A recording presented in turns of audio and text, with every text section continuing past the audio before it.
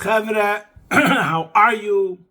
I hope everyone is gesund, stark, und freilich, begashmis v'ruchnis. I hope everyone is healthy, strong, and happy physically and spiritually. Today is Erev Shabbos Kodesh Pashas Chayei. It's Shabbos Mevorachim Chodesh Kislev, and in Lubavitch Chabad, this Shabbos we're celebrating the Shabbos of Kinus HaShluchim, where all the Shluchim of the Rebbe, the emissaries that are in the four corners of the world, gather together, the international Kinus HaShluchim, and give each one chizuk, support, empowerment to continue on their mission to spreading Yiddishkeit and bringing closer every single Yid to his heritage, to his source, to his true identity. First we'll start with tzedakah. Gedel tzedakah shemachereves esagula Mashiach now. Then we'll say a prayer, which actually two words from this prayer come from this week's parsha. In this week's parsha we have the first mission, the first shlichus, as the Rebbe spoke many times in Parshas Chayei, the shlichus of how Avram sends Eliezer on a mission to acquire a wife for Yitzchak, for his son Yitzchak. Now, there's a prayer that the Chazan says, let's say before Musaf, on Rosh Hashanah Kippur, the Chazan says a prayer before Musaf, before he repeats the Musaf, Chazar Sashatz. And he speaks about his humility, Hineni ha'oni mimas, here I am, the one who's deficient. V'nifchad mipachad yoshev tilus Yisrael. He's trembling as he stands before Hashem. Lamoid l'schana l'fonav al Amma Yisrael asher shluchuni. It's a very serious undertaking to pray on the holiest of days for the entire nation, to be the one who represents the nation and represents the prayers, and through which all the prayers will rise. Even though I'm not really worthy of it. And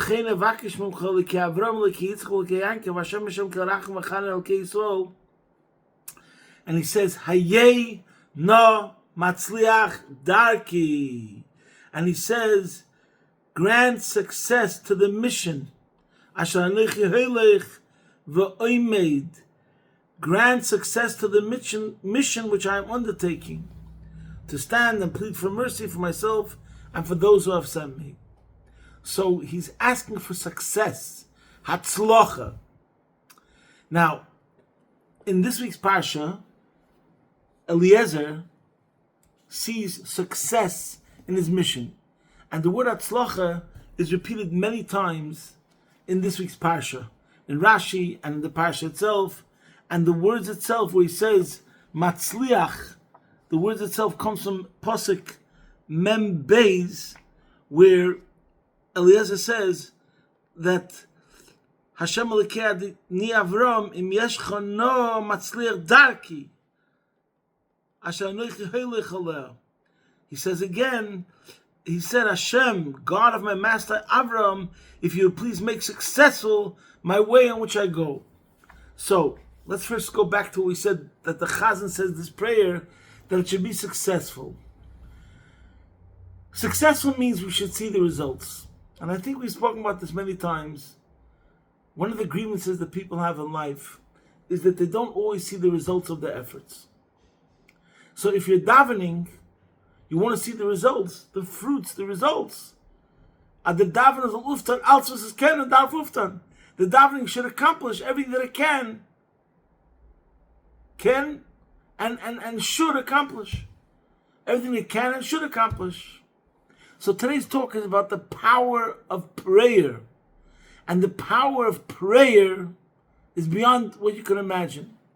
What I'm going to say today is based on the Sikha of the Rebbe, Lekutei Sichas Chelik Chafei, volume 25, Amud 104 and 105. Over there, the Rebbe comes to a radical conclusion. He talks about the prayer of Eliezer, as is famous that when Avram Avinu sent him on a mission, and Eliezer prayed for the success of the mission, and then in the middle of his prayer, and he was asking to find a bride for Yitzchak, and the pasuk says, that Vayehihu terem kilo ledaber. And it was when he had not yet finished speaking. V'hinei Rivka yitzeis. Rivka came out. So in the middle of his prayer for success in the mission, Rivka appeared. And from this we learn that this was something so special that these words, in the middle of his prayer, Hashem granted his success for his prayer. So we see something special, and there's a medrash that says that something similar happened to Moshe and something similar happened to Shlomo HaMelech, but in their cases, first had to finish the prayer, and they were immediately answered. But Eliezer, in the midst of his prayer, he was answered. So there's explanations why over here it was more urgent, but we're not getting into that. I want to bring out the point, the success. He saw immediate success. So if we look at it that way, it seems like it was connected to the results of Eliezer's prayer, that therefore they were successful. But this is a paradox that I want to say from that Sikha and Chedluch Hafei. See there, the Rebbe goes on to explain that the truth is that in this case the success was beyond anything you could imagine, because it was already guaranteed from before. Because Avram already told Eliezer that an angel of Hashem will go with you. And that's why he saw this amazing success. And with this, the Rebbe answers a very big question, a Pashta Klotz Kasha, a very obvious question, and that is, in the beginning of the Parsha, when Avram sends him on the mission, and Eliezer says, but what happens if she won't want to come? Vayemer Elo va'eved, Eliezer tells Avram, Ulai lo yiseh ha'isha l'leches acharei. Perhaps the woman shall not wish to follow me to this land. So Avram tells Eliezer, you can't take Yitzchak out of Eretz Yisrael under no circumstances. And he repeats the word, and he says that Hu Yishlach Maloche Lefanecha, Hashem will send an angel before you, V'lokachta Isha Lebni Misham. And he says it in a way of a certainty, like it's guaranteed. And he says, you will take a wife for my son from there. And then he says, if that doesn't happen, then you're absolved of this oath. But the point is, the Rebbe brings out that, what do you mean? How could Avram speak of it in such a certainty, if a person has free choice? Rivka, or whoever it is, the person that you're going to try to entreat to come back to be a bride for Yitzchak, that person has free choice, and maybe they won't want to come. How do you know? How did Avram know that the mission will be successful? And what the Rebbe answers is that over here we see that in this case, it was predestined. It was already in motion. There was nothing, like you say when there's a gzeira, there's, like we said, I mentioned many times, we say in davening, gzeira is toivos, good decrees. So this was something that was guaranteed because of the angel that Avram tells Eliezer, the angel will go before you. The angel going before you set up the whole thing, no problem, that it was going to work out guaranteed. And that's why, even before Eliezer finishes his prayer, technically speaking, Rivka left the house even before he started praying. So in other words, the Eibishter was already orchestrating things through this malach, that things should work out, no matter what. So that's what the Rebbe says in the beginning. But then, at the end of the Sikha, even though he says that the success over here was really beyond human ability, and that's really what the word Hatzlacha means. Success means more than Yagaiti and Matzasi. Usually we say Yagaiti according to the toil, Matzasi you will find. And over here the Rebbe says that this case of success is even beyond that. Even though we usually say that a find means something which is a disproportionate greater than even your toil. So there's one level of Yagaiti according to your toil, Matzasi you find.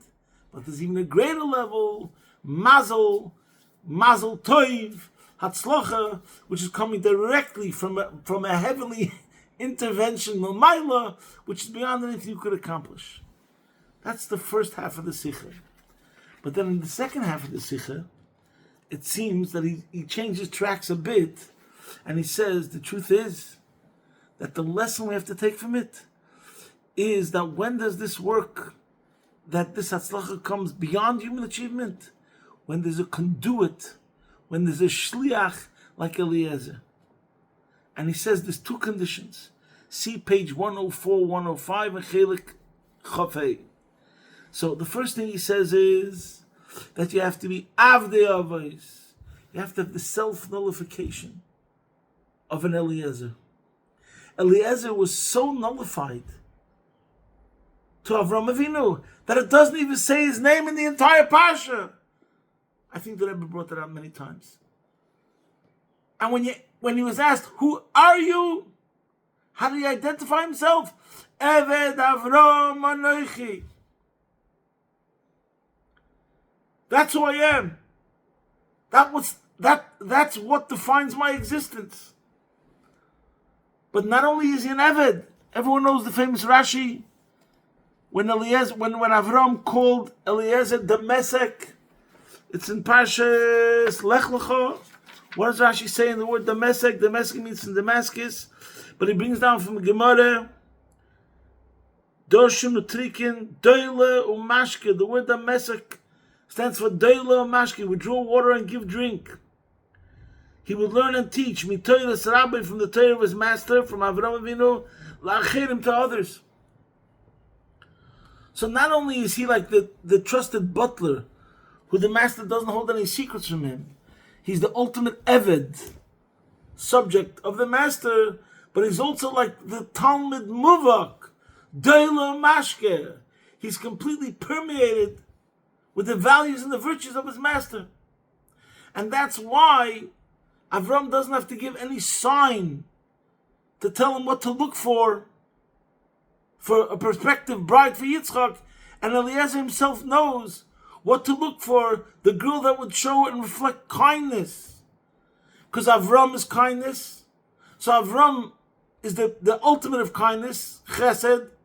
He doesn't have to tell Eliezer what to look for, because Eliezer is a Talmud Muvak, Doilo Mashke. Whatever he received from his master, he absorbed it, so therefore he understood what he has to look for. Midas Toivus and Chesed in a Shidduch. So the first thing the Rebbe says is you have to be an Eved. Eved Melech Melech, when you're completely subservient and selfless, then you become a vehicle through which the heavenly intervention works in a way which is beyond anything that a human being could accomplish. The second thing he says is that in connection to the Eved aspect, you have to have tefillah, prayer. And this is the title of today's shir, the power of prayer. And that's why we bring out the pasuk says by Eliezer that there was this unbelievable quality that Eliezer accomplished through his prayer that we don't see it by anybody else. It makes it unique and special.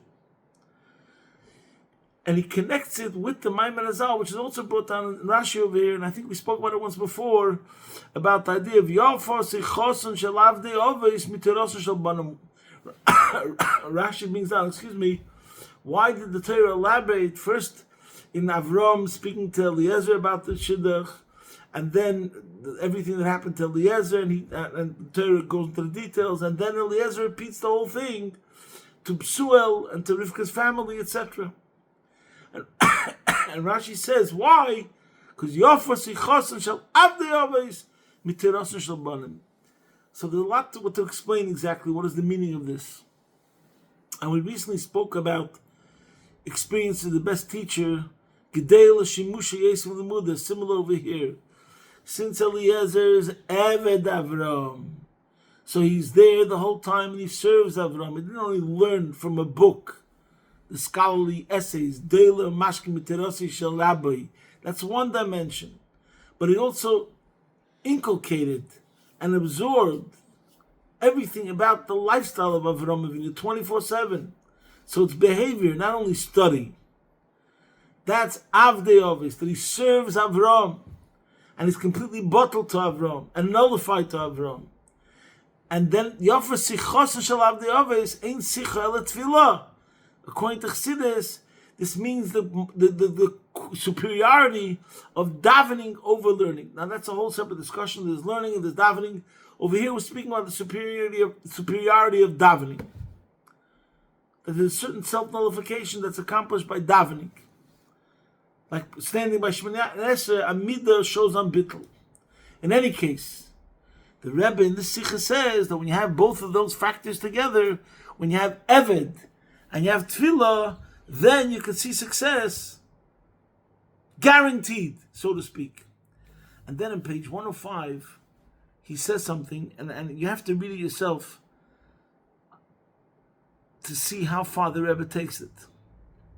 He says there are people that think that when it comes to shlichus, the main thing is to do. But if you don't see the results, so it's not their fault. They're not boss of the world. You can't guarantee that the other person is going to do the right thing. You don't have. Oh, but if the person you're trying to influence, on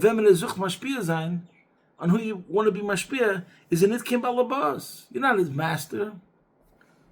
Jener is abal bchira. The other person has free choice. You can't force him to do something which is opposite from his will. And as a matter of fact, in some sikhas, the Rebbe brings a famous Jewish saying, A'id darfton. A yid has to do.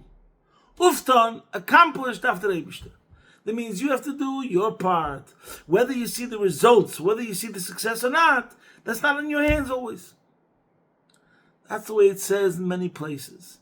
In this sikha, there's a chidush. Wow. The Rebbe is saying that even the ufton part, the results, the success, and this is what we saw by Eliezer, success in his mission is also in your part. Obviously means to a certain extent, but I'm telling you what the Rebbe says there. Which that puts a whole different level of responsibility and involvement and engagement. This week is the Kinus HaShluchim. This Sikha is about the first Shliach, Eliezer.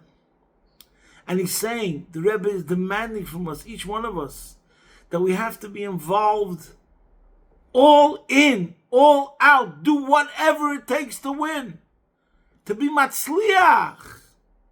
So you have to daven that it should be batzlocha, like Eliezer daven that it should be batzlocha, like the Chazan who's davening on Rosh Hashanah Yom Kippur before Chazor Hashatz. He's not only asking that he has permission to pray, but he's asking that he should see the results, the success of his prayers. And on this we have two stories, which bring out this point a bit.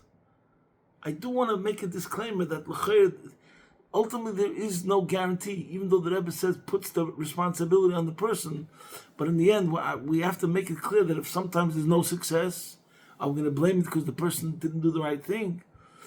As I'm going to bring out a story from the Rebbe Rashab, a certain story. But what we're going to see from this story of the Rebbe Rashab was to how far you have to take it. So there's a story of the Rebbe Rashab, a famous story. He was once on a gathering, a conference.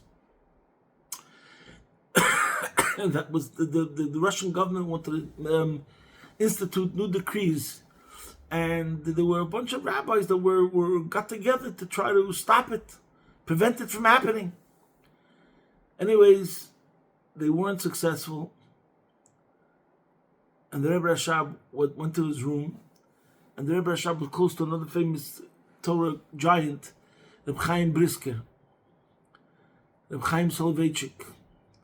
And Reb Chaim Soloveitchik was walking by the Rebbe Rashab's room, and the door was open, and he saw the Rebbe Rashab, and the Rebbe Rashab was crying. And Reb Chaim Soloveitchik told the Rebbe Rashab, Lubavitcher Rebbe, favos veintir. Lubavitcher Rebbe, why are you crying? But the Cheton alzes meken. We did whatever we could do. And the Rebbe Rashav told him, aber der Inyan hat sich nicht getan. But we weren't successful. We didn't accomplish what we set out to accomplish. And the Rebbe explains in the Sikha that if a person is serving Hashem only as an employee, so then he says, okay, I did my job. You can't demand from me more, so therefore I won't be blamed for it. So therefore, I'm not going to be so hurt by it, by the fact that I wasn't successful. I did whatever I could do. But if a person makes it his very own, not like he's an employee, it's his life. It's a matter of life and death. It's his business. He's not the employee, he's the employer. He can't sleep at night right now. Like he's on the very same level as the enterprise of Yiddishkeit itself. So since he doesn't look at himself as an employee, that's how far you have to take it. And there's another similar story, which the Rebbe Chazed once or twice, and I remember hearing it once, and I can't remember exactly when I heard it, but it's a story with the Chafetz Chaim, that one time there was a Gzeira decree in Poland concerning Shechita, and representatives from the Chafetz Chaim were sent to the government to try to nullify this decree, and they weren't successful. So they came back to the Chafetz Chaim, and they told them the whole story. We said this, they said this, we tried everything, all the different arguments and all the different claims and everything went back and forth. Nothing helped. We couldn't stop the decree. After the Chafetz Chaim heard them all report to him what happened, he said, did any of yous faint? I remember what the Rebbe said, Has Chodj gechalisht? Did anybody actually faint?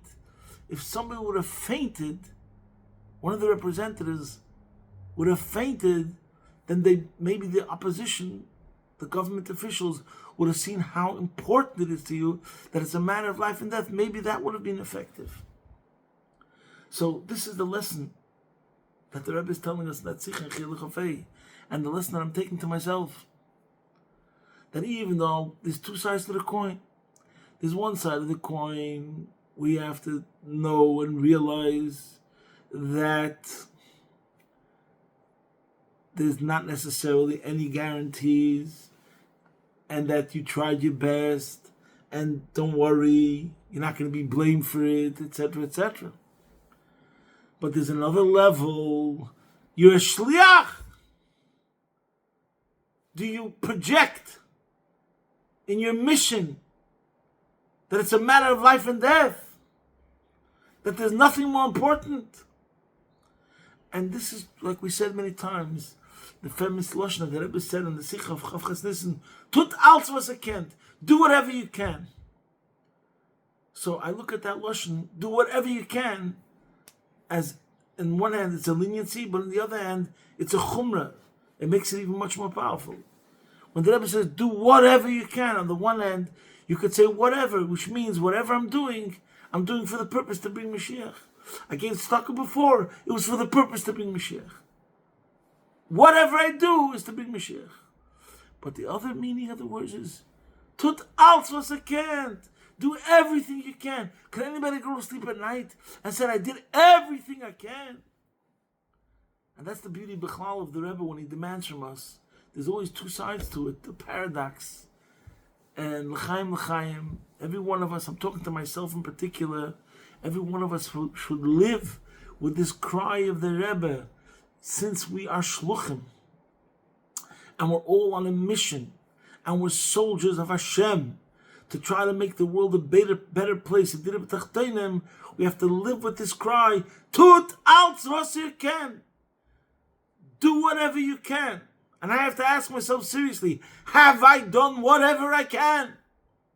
And this inspires me and galvanizes all of us to continue our mission to spreading light and warmth and love to every single Yid. And when we'll do our part, so then we'll accomplish, like what the Rebbe says in the Sikha, that not only will we put ourselves all in, but we'll see the hatzlacha, as the Rebbe explains in the Sikha concerning the Mishnah of Eliezer, and the ultimate hatzlacha is going to be the Gula Amitis Vashlema, take it from Yad Mamish, posting from my home, Be'ez Hashem Yisbarach, your man in Melbourne.